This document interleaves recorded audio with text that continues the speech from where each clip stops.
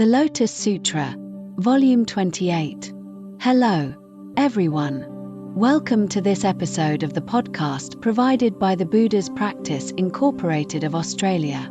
Today, I would like to share with you the final chapter of the Lotus Sutra, Chapter 28, The Encouragement of Bodhisattva Universal Worthy. This precious chapter is a powerful summary of the entire sutra, where Bodhisattva Universal Worthy makes a great vow to encourage and protect us as we practice the Lotus Sutra. Universal Worthy's Vow and Promise. The chapter begins with Bodhisattva Universal Worthy arriving from a distant eastern Buddha land with inconceivable transcendent powers and dignity. He bows to the Buddha and asks him, "After your parinirva, how can sons and daughters of a virtuous family truly attain the Lotus Sutra?" The Buddha replies that to truly attain the principles and realm of this sutra after his passing, one must accomplish 4 things. 1. Be protected by all the Buddhas. 2. Plant deep roots of good merit. 3.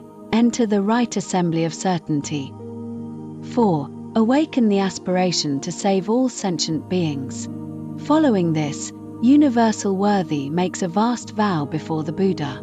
He promises that in the evil world of the last 500 years after the Tathagata's passing, he will personally protect anyone who holds to this sutra.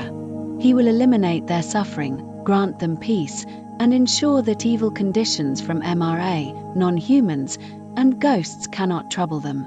He further vows to appear before any practitioner who holds, recites, or copies this sutra, riding a 6-tusked white elephant king with other great bodhisattvas, to make offerings, protect, and console their hearts. If a practitioner forgets any part of the text, Universal Worthy will personally teach and remind them, helping them become proficient.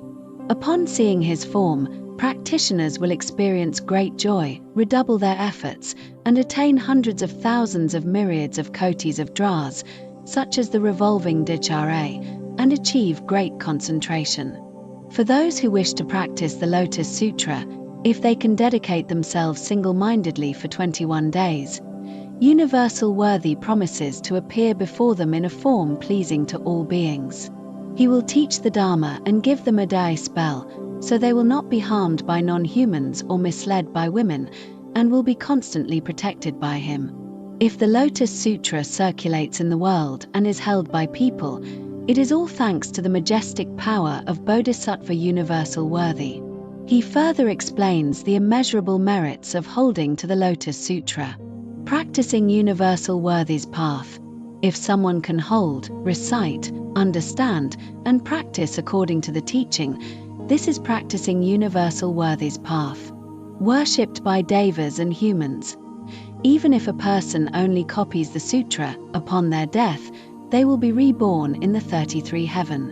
84,000 heavenly maidens will welcome them with music, they will be adorned with a coronet of 7 jewels, and they will enjoy themselves among the celestial maidens.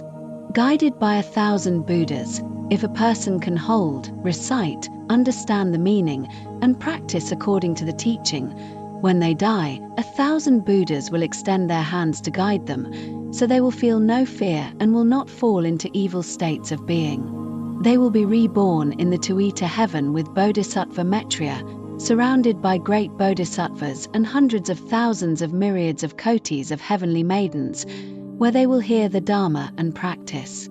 Swiftly attain Buddhahood. Such a person will soon arrive at the terrace of enlightenment, defeat all demonic forces, attain Anatta Samyaksa Bodhi, turn the great Dharma wheel, beat the Dharma drum, blow the Dharma conch, and expound the great Dharma while sitting on a lion seat in the midst of the assembly of devas and humans. Rewards in this life. Such a person will no longer be attached to worldly desires and will receive great blessings in their current life. Universal Worthy specifically points out that the true practice of Universal Worthy's vows is not just the 10 great vows of the Flower Adornment Sutra, but is to study and practice the Lotus Sutra. This is because the Lotus Sutra represents the path that all Buddhas practice. Those who practice the Lotus Sutra have a pure heart, right mindfulness, and the power of merit. They are not troubled by the three poisons, nor are they afflicted by jealousy, arrogance, false pride, or overweening pride. They have little desire, are content, and truly practice the path of universal worthy, the sin of slander and the virtue of reverence. At the end of the chapter, the Buddha instructs the assembly to treat those who practice the Lotus Sutra with respect. However, he also warns of the serious consequences of contempt and slander. If someone scoffs at a Dharma teacher, saying, "You are crazy, what good is what you are doing?" they will be blind for lifetime after lifetime. If someone speaks maliciously about the faults of a practitioner, whether true or not, they will contract leprosy in their current life. If someone mocks a Dharma teacher, they will have crooked teeth, ugly lips, a flat nose, and crooked limbs for lifetime after lifetime. Their eyes will be askew, their body will smell and be filthy, and they will suffer from malignant sores, pus, and various severe and chronic illnesses. For this reason, Universal Worthy admonishes us that whenever we see someone who holds this sutra, we should rise from afar to welcome them, just as we would show respect to the Buddha. Conclusion. Friends, the encouragement of Bodhisattva Universal Worthy brings the entire Lotus Sutra to a perfect close. Universal Worthy's great vow not only gives us protection but also encourages us. As long as we arouse the noble intention to hold, recite, and practice this sutra, we are walking the path of Universal Worthy and the common path of all Buddhas. Thank you all.